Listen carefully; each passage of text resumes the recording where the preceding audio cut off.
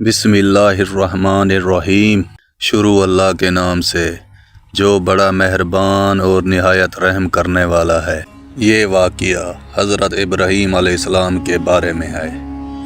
حضرت ابراہیم علیہ السلام کو جب نبوت سے سرفراز کیا گیا تو کئی دنوں بعد وہ اپنے والد کے پاس آئے۔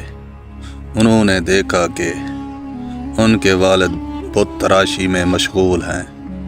والد نے غصے سے پوچھا کہ کہاں سے آ رہے ہو؟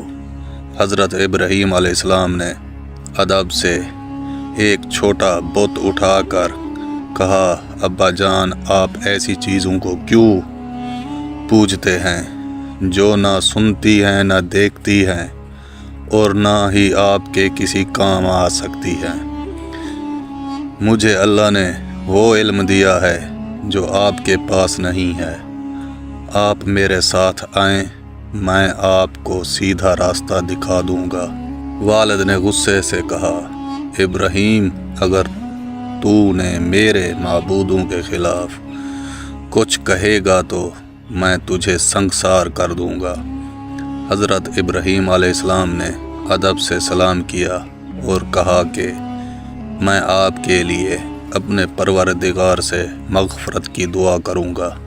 کچھ عرصہ بعد قوم کا ایک تہوار آیا اور حضرت ابراہیم علیہ السلام کو بھی دعوت دی گئی، لیکن انہوں نے بیماری کا بہانہ کر کے انکار کر دیا۔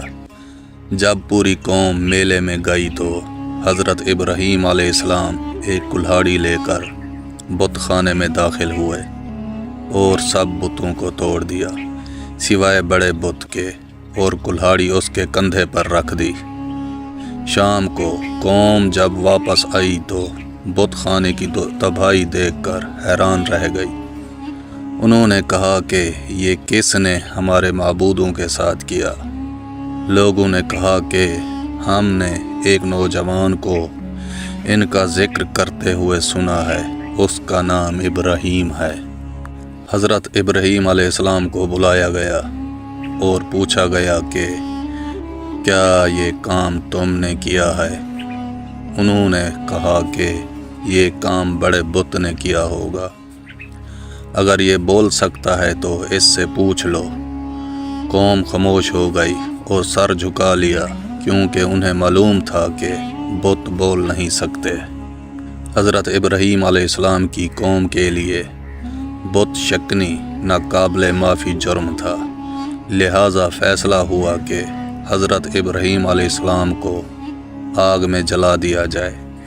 قوم نے کئی مہینوں تک لکڑیاں جمع کی، یہاں تک کہ لکڑیوں کا پہاڑ بن گیا۔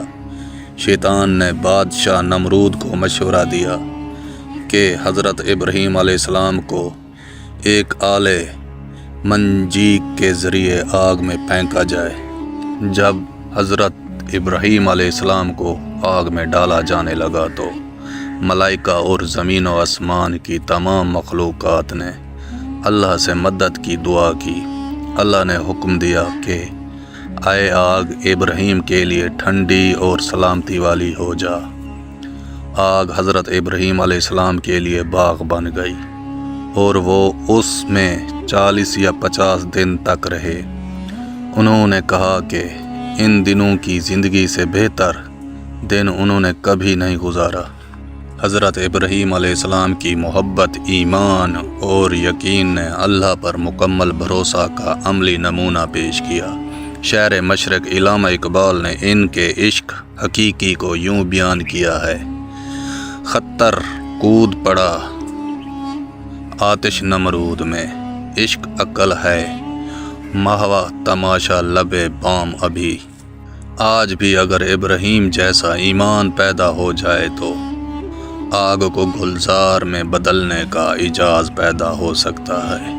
اللہ ہمیں بھی ایمان کی دولت سے نوازے اور ایمان پر خاتمہ عطا فرمائے، آمین ثم آمین۔